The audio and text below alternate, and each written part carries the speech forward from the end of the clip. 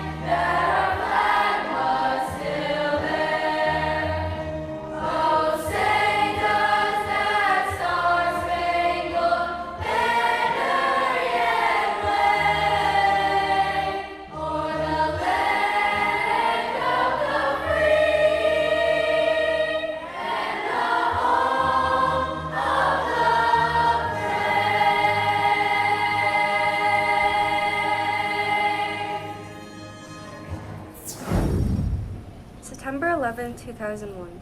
The skies were clear and blue, with morning temperatures in the northwestern United States in the mid-50s and 60s.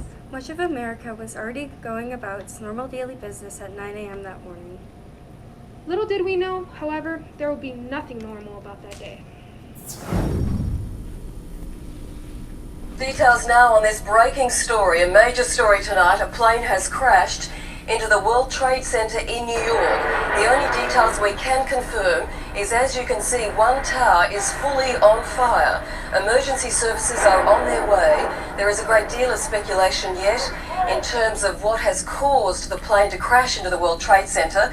There are no confirmed figures yet on casualties or cause. Authorities are yet to reveal too much information. They are madly trying to ascertain the details, as you can imagine. After the first tower was already on fire, this happened just minutes ago. We'll let the pictures tell the story. Add to that breaking story, more details are coming through from the wire services and CNN.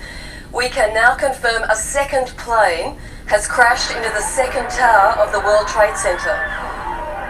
As you can see, the pictures there, these details are literally, the events are unfolding as we speak. Again, no confirmation of casualties or cause.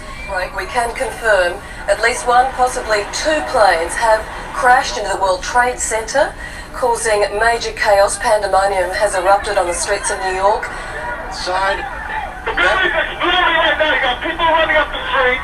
Okay. I don't know what's going on. What floor? First one. What happened? Tell me. Big explosion happened. Some guy came out. His skin was all off. I don't know. This is all over. There's people jumping out of windows. I've seen at least 14 people jumping out of windows. We just are replaying the vision now of that second plane plunging into that second tower. We are also hearing eyewitness reports from CNN that the plane, as it approached the World Trade Center, seemed to slow and level and direct itself towards the tower deliberately. We made this remarkable choice to rely on Sense Airways. But today we've had an actual tragedy. The fire is spreading now. We can see complete. Oh my God! It's inside the first building. Radio and that fire spread to the second floor. And at least three, one of my neighbors is saying, and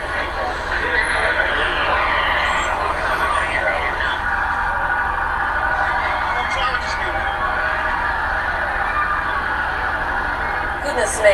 sorry. You can see there the second tower, it does appear, may well have been collapsing.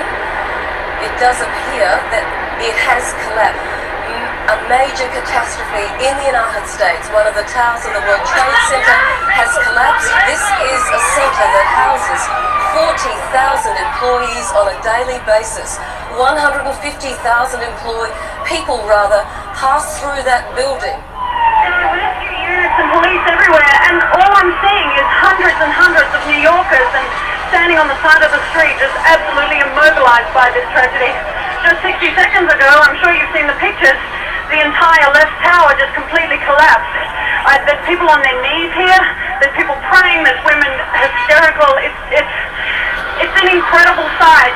Unless you actually are here to see, you can't imagine just how horrifying the situation is. Trying to speak to some friends, obviously. Phone lines, communication is difficult. Nothing prepares you in life for a senseless tragedy like this one, but there is no city better prepared to deal with such emergency situations than New York City.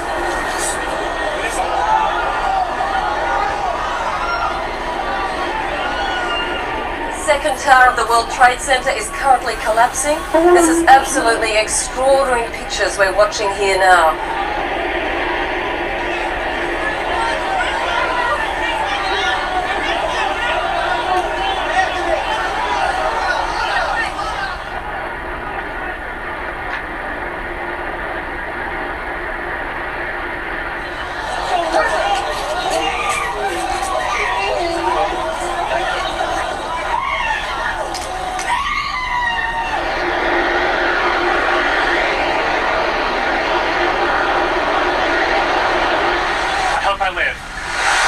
It's heading down on me.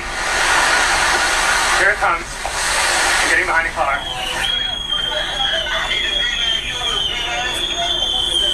So for the last few minutes, I've been watching people running from that direction. There was one man, I'm not child, he's on the street. I've seen several emergency service workers carrying other emergency service workers from the What do you scene. say to those Americans who are looking at these horrific pictures that they've been watching now for almost 3 hours on television, who are thinking, will I ever feel safe again? I think that will be one of the primary issues that has to be addressed by government leaders, is how to restore ever a sense of normalcy to the country. Will it ever be the same? And that's a question everybody will be asking. As a shocked nation looked on, hours turned into days and days turned into weeks. Search efforts for lost loved ones became recovery efforts in the hopes of finding some comfort and closure. People are scared, they're confused, and sadness is in the air. As the victims of this tragedy are identified, the U.S. Poet Laureate at the time, Billy Collins, writes the poem, The Names, to commemorate those we lost. Poet Billy Collins. He was the nation's poet laureate at the time of the attacks. 1 year later, he wrote this poem, The Names. He read it before a special joint session of Congress held in New York in 2002. He reads it again now for us. The names for the victims of September 11th and their survivors. Yesterday, I lay awake in the palm of the night. A fine rain stole in, unhelped by any breeze, and when I saw the silver glaze on the windows, I started with A, with Ackerman, as it happened, then Baxter and Calabro, Davis and Eberling, names falling into place as droplets fell through the dark. Names printed on the ceiling of the night, names slipping around a watery bend, 26 willows on the banks of a stream. In the morning I walked out barefoot among thousands of flowers, heavy with dew like the eyes of tears, and each had a name, Fiore, inscribed on a yellow petal, then Gonzalez and Hahn, Ishikawa and Jenkins. Names written in the air and stitched into the cloth of the day. A name under a photograph taped to a mailbox, monogram on a torn shirt. I see you spelled out on storefront windows and on the bright unfurled awnings of this city. I say the syllables as I turn a corner, Kelly and Lee, Medina, Nardella, and O'Connor. When I peer into the woods, I see a thick tangle where letters are hidden, as in a puzzle concocted for children. Parker and Quigley in the twigs of an ash, Rizzo, Schubert, Torres, and Upton, secrets in the boughs of an ancient maple.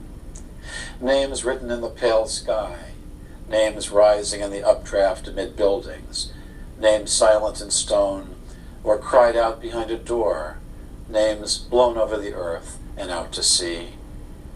In the evening, weakening light, the last swallows, a boy on a lake lifts his oars, a woman by a window puts a match to a candle, and the names are outlined on the rose clouds, Vanacore and Wallace.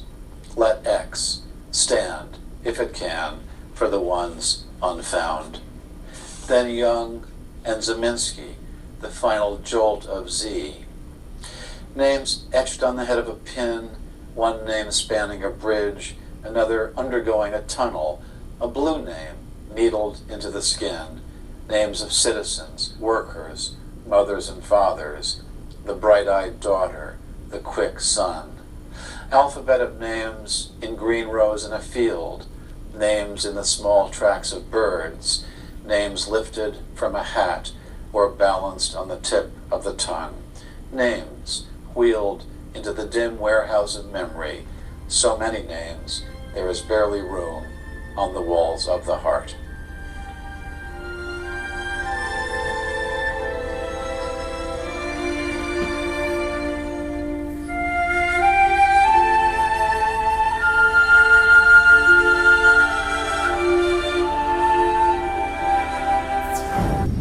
Others decide to put pencil to paper to write about their feelings post September 11th. Journalist Kevin Powell writes September 11th, a poem, in the days following the attacks. Here is a reading of his work performed by the members of Theater WHMS. Might it be, as my mother said to me on this ugly, sinful day, that the world is on its last go-round? Hijacked, wild, birds strip the sky of innocent morning breath. Steel towers crumble like playing cards on an uneven metal table. Unrehearsed screams we dare not hear leap from the windows into the open, bottomless palms of God. I cannot stand to watch as life is reduced to powdery dust and soot, lathering the devils of flame mouth. But I'm fixated on the television anyhow.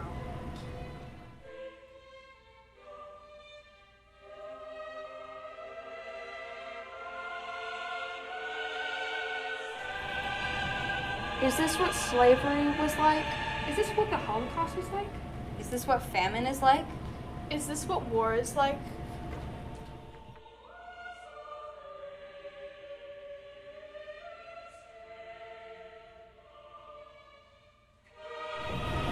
Is this how you felt, dear mother, when King and the two Kennedys were killed? I want to stitch up the sky, deny humans the right to fly, cry until my tears have washed hatred from mildewed under arms of history. And I want to say to the firemen, ah yes, the firemen, your husband, your father, your brother, your uncle, and your friend.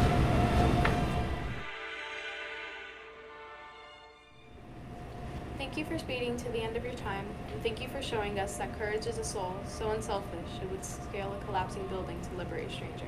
Even as your blood relatives wonder if you are alive, from the remains of this madness I detect a heartbeat called life. From the remains of this madness, I smell an aroma called love.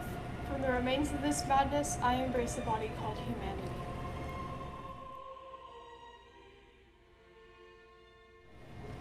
Erect a memorial to the moon. Chant the blues for New York City. Then resurrect a world where a newborn rose will jut through the broken concrete.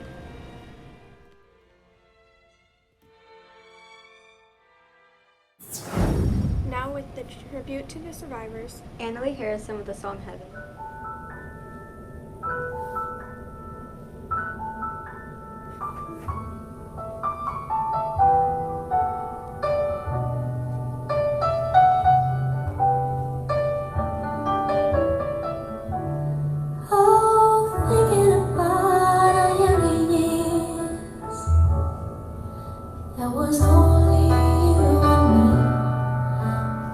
Young and wild and free. Now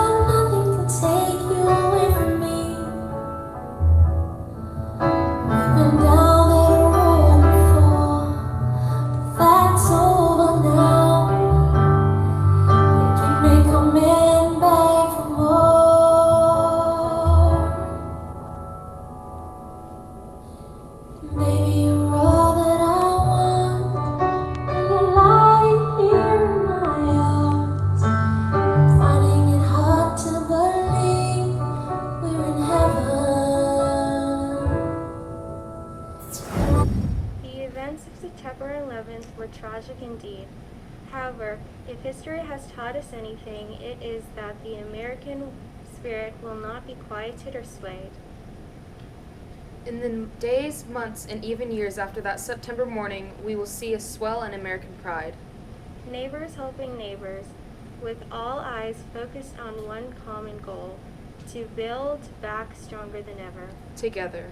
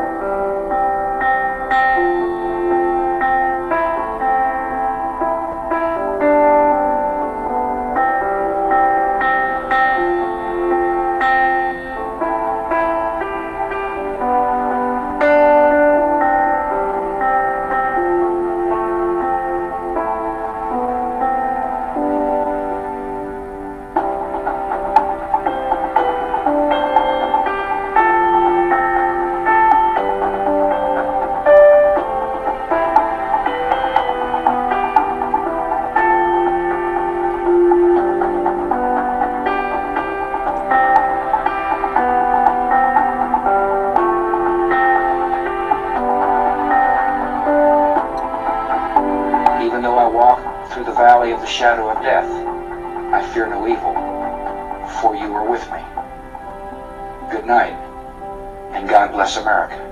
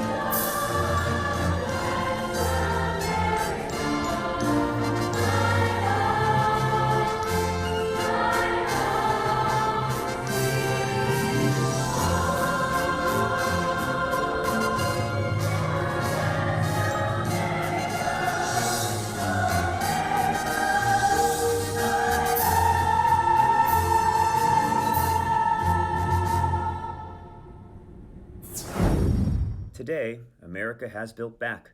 Freedom Tower and the 9/11 Memorial stand at the spot of the September 11th attacks, a reminder of the tragic days behind us and a glimmer of hope for the promise of tomorrow. On this 20th anniversary of September 11th, we salute the spirit of the American people and the memory of all those affected by the events of that day. That's right. Out of the darkest of days, we can still see the light of that shining city on the hill. I've spoken of a shining city all my political life, but I don't know if I ever quite communicated what I saw when I said it. But in my mind, it was a tall, proud city built on rocks stronger than oceans, windswept, God-blessed, and teeming with people of all kinds living in harmony and peace. A city with pretty forts that hummed with commerce and creativity. And if there had to be city walls, the walls had doors, and the doors were open to anyone with the will and the heart to get here.